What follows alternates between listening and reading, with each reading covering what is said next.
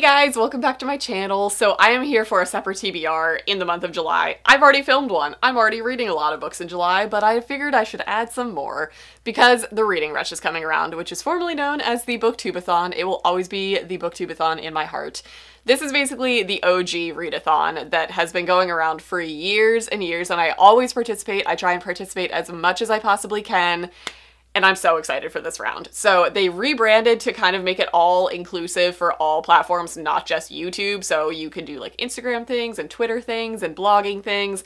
It's a thing. It's the whole book community. So it is now called the Reading Rush. In case you guys didn't know, I will leave like all of the announcement videos and information down in the description. But this year it is running from July 22nd to July 28th, so it's a week-long reading adventure across all platforms, and I'm so excited. So as always, they do 7 reading challenges, so I'm going to show you all the books that I have picked for the 7 reading challenges. I don't think I'm actually going to do 7 books this time, but I made this a very easy TBR so that I could potentially add to it. That's the goal, at least. So challenge number 1 is to read a book with purple on the cover, and I could technically double this up with other books if I need to, but I have 2 arcs that I need to get to at some point, so I'm gonna toss both of these in because I don't know what I'm gonna be in the mood for. I specifically chose lighter books for this week, just so that I don't like drag myself down with really heavy books. So I have either The Babysitter's Coven by Kate Williams, which just sounds like so stinking fun, but this whole book is like just purple aplenty, so that's fitting. Or if I'm feeling a slightly heavier and slightly more lyrical, beautiful story, I have Butterfly Yellow by Tongha Lee. So these are my 2 options. I also could double up other options from this TBR, but those are what I'm choosing as of right now. Challenge number 2 is to read a book in the same spot the entire time. Like, you can get up and leave. You don't have to do like a 1 sitting reading, but like you have to return to that spot with that same book for it to count. And for that, I'm gonna probably just do a 1 sitting read, and I'm going to read No Ivy League by Hazel Nulevant, because this is a graphic novel, which means I can probably sit and read it in 1 sitting. And I'm just so excited to get to this. This one comes out in August, so I need to get to it in July, so that's the plan. So this one should very easily meet that challenge. Challenge number 3 is to read a book that you meant to read last year, and for that, I'm going with Summerbird Blue by Akemi Dawn Bowman, because I think I read Starfish for the last Booktubeathon, or I read it for a readathon in the summertime. And this, I mean, it has the word summer in the title. It just seems like a good summery type of book. I know this is gonna break my heart. Starfish was extremely hard to get through, like it's rough content, and I have a feeling this is gonna be exactly the same. But for some reason, I associate her books with summer readathons. So I meant to get to this one last year in the summer, and I didn't. So I'm going to put it into this year. And also, look at this cover. Like, can you not? It's just, I love it. Challenge number 4 is to read an author's first book. So like the debut book of an author, which could potentially be very easy because we have so many new debut authors coming out. So any of these new releases that are our debut things are the author's first works. But I'm kind of going old school because I want to read backlist things more often, which I've been accomplishing for a lot of this year. And I want to read Losing It by Cora Carmack. This is Cora Carmack's first book. This is like a new adult kind of sexy romance type of story, and it's short, and I've never read it, so I feel like this is a good time. And like I said, I'm trying to include somewhat easier and shorter books this time around so that I'm not like slogging through books this week, and this seems like something I'll be able to read in like 1 sitting. Challenge number 5 is to read a book with a non-human main character, which I thought was a really cool challenge. Like, that one was really unique.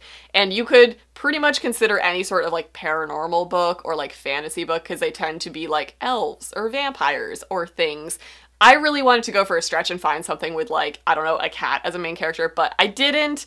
And like I said, I'm trying to keep it easy. I'm also trying to use this as a time to get through arcs that I need to get through. So for that, I'm gonna read Mooncakes, and this is by Wendy Zhu and Suzanne Walker. And this one I believe is following a teenage witch, and I believe she ends up befriending / falling for a werewolf chick.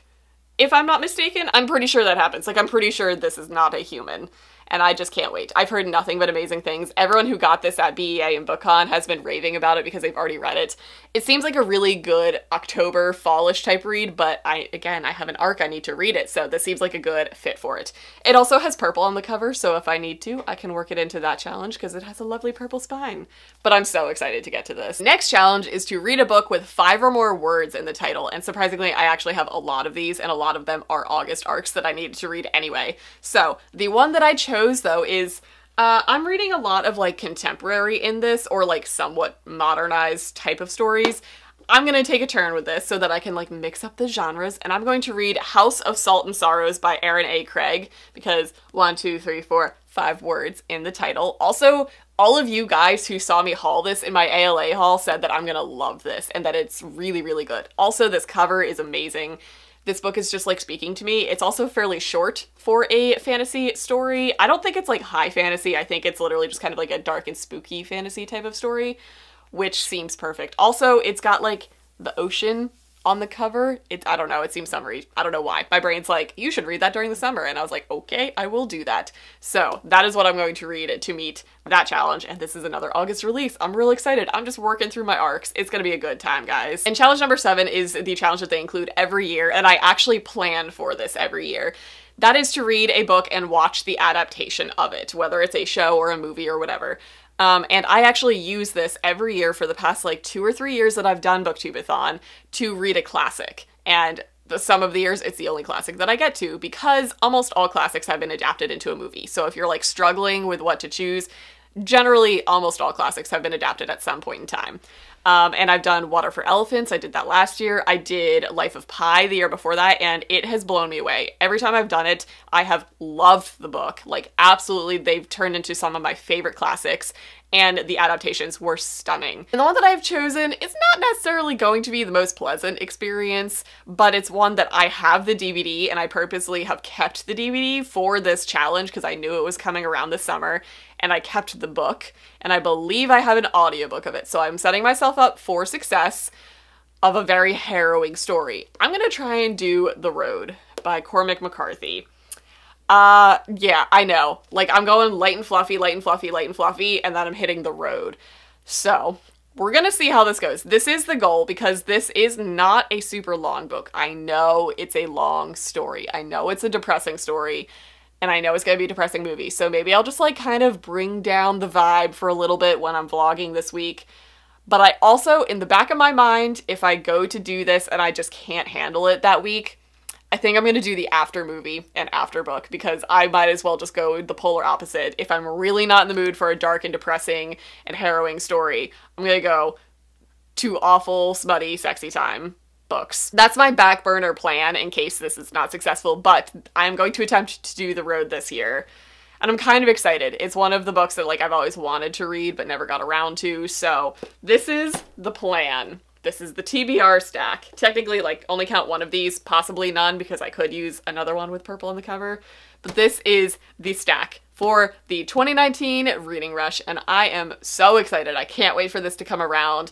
If you guys are participating, let me know. It's just like a really fun community event. Like, everybody is doing it. It's one of the very few reading events that literally everyone does, everyone participates, and it just makes me feel like part of a bigger thing, and it's a lovely experience. So that's going to be it for this video. I hope you guys enjoyed. Wish me luck.